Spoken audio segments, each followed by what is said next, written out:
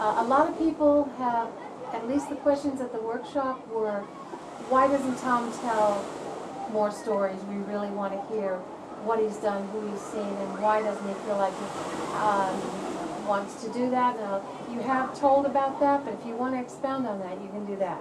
Why Tom doesn't tell stories? Yeah. There's several reasons, probably at least 3 reasons why I don't tell stories. First is the very basic, fundamental truth that if it's not your experience, it's not your truth. If it's not your truth, you can either believe it, disbelieve it, or you can be skeptical about it. The first 2 is what most people do. They tend to either believe it or disbelieve it. We do that because we have a fear of the unknown. So when the things we don't know, we force ourselves to go to one side or the other. We believe it or disbelieve it. Well, those are both very non-productive. So it kind of pushes people into a non-productive choice. And they're worse off for having made that choice. Because whether they choose to believe it or disbelieve it, they're further behind than when they were before.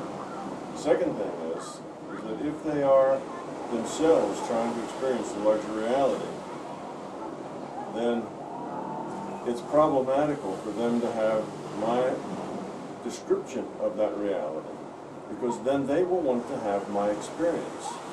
So if I say I see it like this, then they will want to see it like this, because this then has just become the way it is. You see, they're not going to be thinking, oh, that's just Tom's interpretation. I have to have my own interpretation. Because they don't think that way. They'll think, well, Tom has a lot more experience than I do. He says it's like this. Then it must be like this. But see, we all have our own interpretation. So now there they will be, wanting to have an experience in a larger reality, but wanting to have only my experience in the larger reality instead of their own experience. That's a problem. They can't have my experience. They have to have their own experience. They're going to interpret the data they get from their own database. They can't force themselves to interpret it from mine. You see, it just won't make sense to them. So that's the second problem. So for those people trying to get more experience in the larger reality, I put them at a disadvantage because they will believe that what I tell them is the only way to see it. And it's not. Everyone creates their own reality through their own interpretation of their own experience. They need to have their own experience. Lastly, it makes, people who want somebody to give them the answer are being lazy. And that's not the way to make progress. The way to make progress is says, I'm going to go do this. I'm going to try.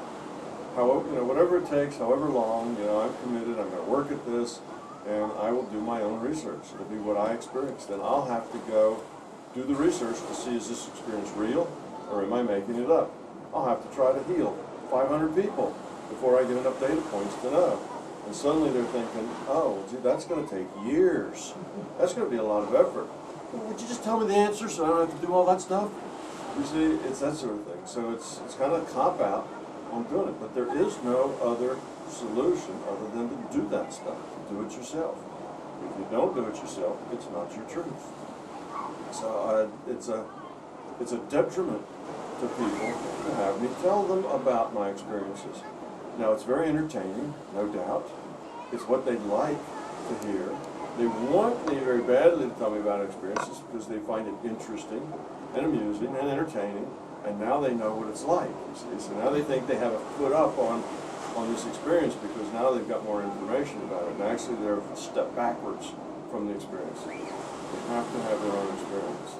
So that's why I resist telling anybody about my particular experiences. It's just not pertinent and it's not helpful.